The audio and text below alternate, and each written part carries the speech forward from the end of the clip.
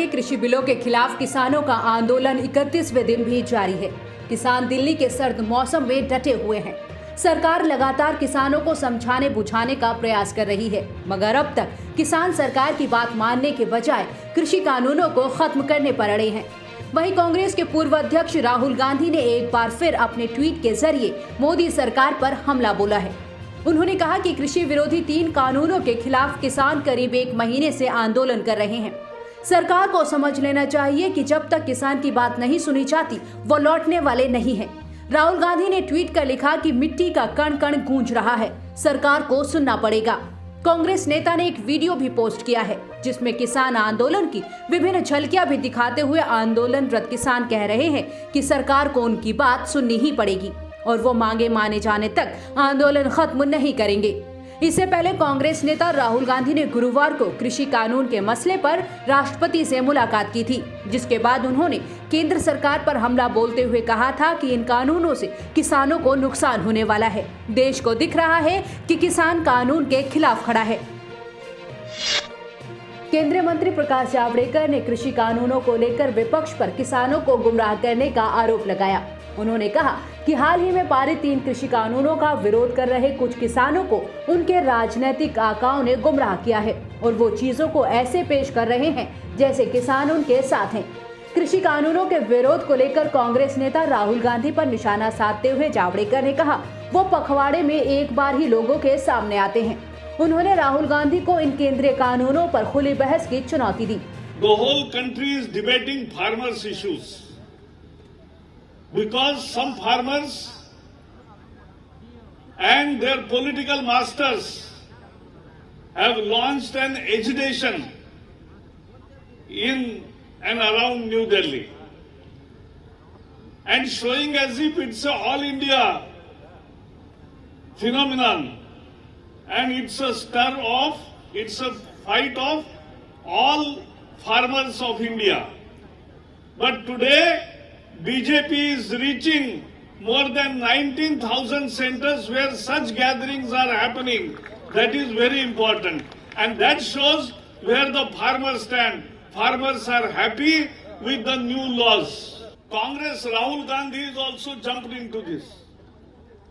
And he comes rarely. He appears once in a fortnight. He is a fortnightly issue. He suddenly said that you will have to withdraw the laws. I am giving him open challenge for a debate.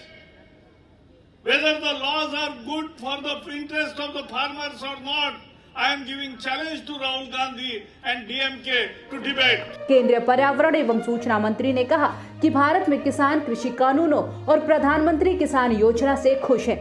Javadekar ने दावा किया कि पंजाब के किसानों को पिछली UPA शासन की तुलना में एनडीए के शासनकाल में हर साल न्यूनतम समर्थन मूल्य के रूप में दोगुनी धनराशि मिली है। उनकी आय पहले ही दोगुनी हो गई है और वो इसे महसूस भी कर रहे हैं। इस पर भी वो आंदोलन कर रहे हैं क्योंकि वो गुमराह किए जा रहे हैं। उन्होंने कहा कि सभी जगह किसान नए कृषि कानूनों से खुश हैं और किसान कल्याण योजनाएं जारी रहेंगी।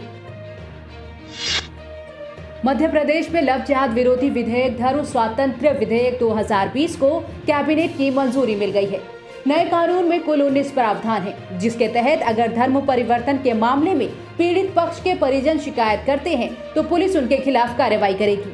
अगर किसी शख्स पर नाबालिग अनुसूचित जाति जनजाति की बेटियों को बहलाकर फुसलाकर शादी करने का दोष सिद्ध होता है तो उसे 2 साल से 10 साल तक की सजा दी जाएगी।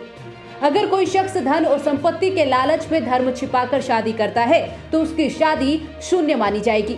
मध्य प्रदेश के गृह मंत्री नरोत्तम मिश्रा ने कहा कि हमने अपने प्रदेश में देश का सबसे कठोर कानून बनाया है। अब इस विधेयक को विधानसभा में लाया जाएगा। 28 दिसंबर से मध्य प्रदेश विधानसभा का सत्र प्रस्तावित है। यूपी से इस कानून की तुलना करने पर नरोत्तम मिश्रा ने कहा कि हम किसी से इसकी तुलना नहीं कर रहे, लेकिन ये देश का सबसे कड़ा कानून है। नरोत्तम मिश्रा ने कहा कि इस तरह की शादी टूटने के बाद संतान को भी संपत्ति का हक मिलेगा। धर्म स्वातंत्र्य विधेयक 2020 को कैबिनेट ने मंजूरी दे दी है। अब कुछ भी ऐसा नहीं चलेगा जैसा आप बोल रहे हैं। धर्म स्वातंत्र्य विधेयक 2020 के आने के बाद धर्म स्वातंत्र विधेयक 1968 शून्य घोषित हो गया है।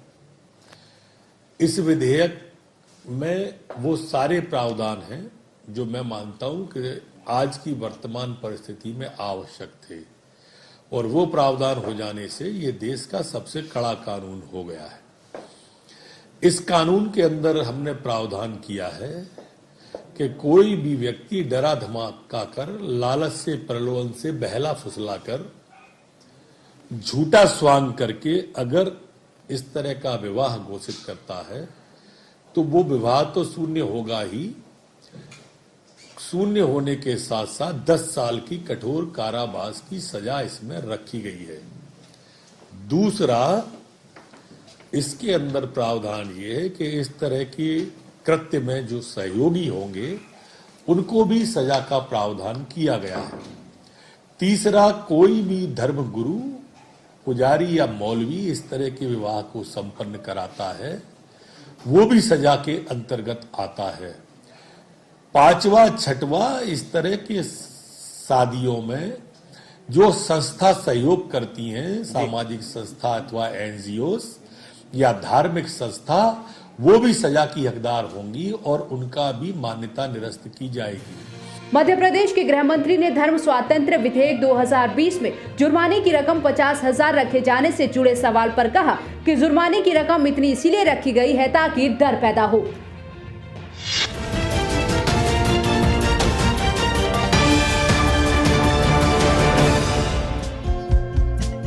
हमारे चैनल को लाइक, शेयर और सब्सक्राइब जरूर करें और नई अपडेट्स के लिए बेल आइकन दबाना ना भूलें।